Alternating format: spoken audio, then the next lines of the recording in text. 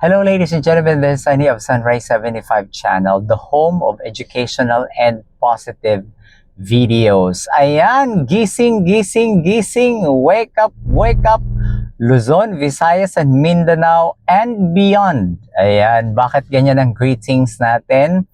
Bakit ganyan ang ating pagbati? Dahil syempre ang pag-uusapan natin ay kakaiba naman sa pagkakataong ito. Lalong-lalo na doon sa may mga bisyo at parang nagtatapon lang ng pera, no? Lalo na kapag medyo pamilyado na ang tao. Alam nyo ba, ang pag-uusapan natin sa pagkakataong ito ay tungkol sa epekto ng bisyo sa pera ng pamilya. Ayan, so napaka-exciting, di ba? So tingnan natin, ano ba daw ang mga epekto ng bisyo sa pera ng pamilya? Number one, syempre nababawasan ang budget ng pamilya para sa pagkain at pangangailangan. Oo nga naman. Nawawala ang pagkakataon na makapag-ipon para sa emergency o edukasyon ng anak. Ayan. Number 3, maaring mauwi sa utang dahil nauubos ang sahod sa bisyo. Ayan. Number 4, nagdudulot ng dagdag gastusin sa kalusugan kapag nagkasakit dahil sa bisyo. Yan, which is true. At yung panglima ay nakaaapekto sa relasyon at responsibilidad sa pamilya. Yan, so yun yung ating mga nailista ayon sa ating kodigo. Pag-usapan muna natin, for example, yung gastusin, yung computation, for example, for 1 year and for 10 years. Tungkol sa mga bisyo na pwede nating ibigay na halimbawa. Mag-umpisa tayo sa sigarilyo. Magkano na ba ngayon ang kaha ng sigarilyo? So more or less lang to Probably not exactly but almost there, no? Sabihin natin sa isang kaha ay 150 pesos.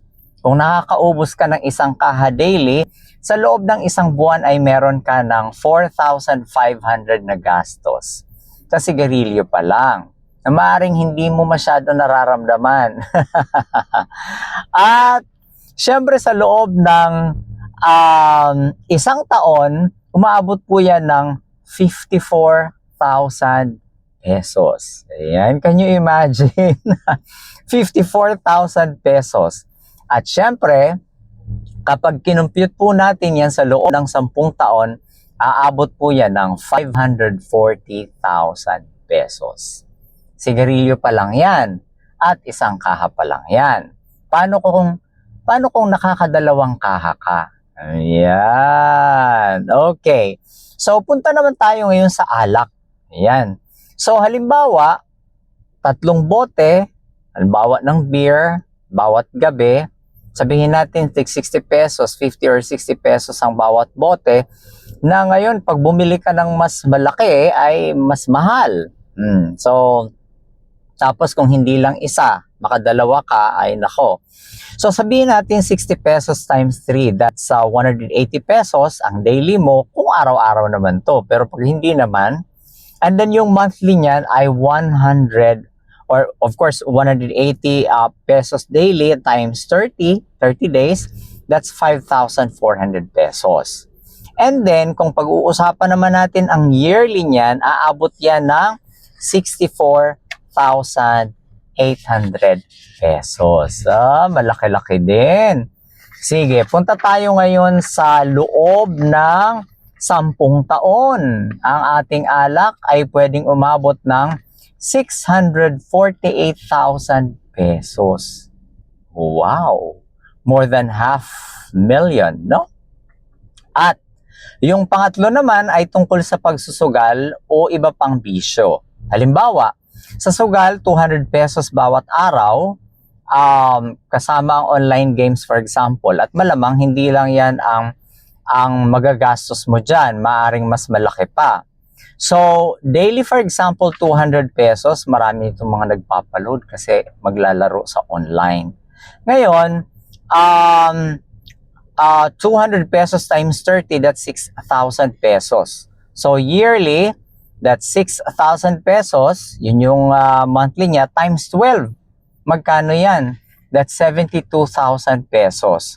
At pagdating naman sa loob ng 10 taon, aabot po yan ng 720,000 pesos. So can you imagine, ladies and gentlemen, dun lang sa tatlong bisyo na pinag-usapan natin. First, sigarilyo. So yung monthly ay 4,500 at ang yearly niyan ay 54,000. Ang alak, that's 5,400 pesos at ang yearly niya ay 64,800 pesos. At yung sugal at iba pa, no, ay kung 200 yan, maaaring umabot ng 6,000 pesos.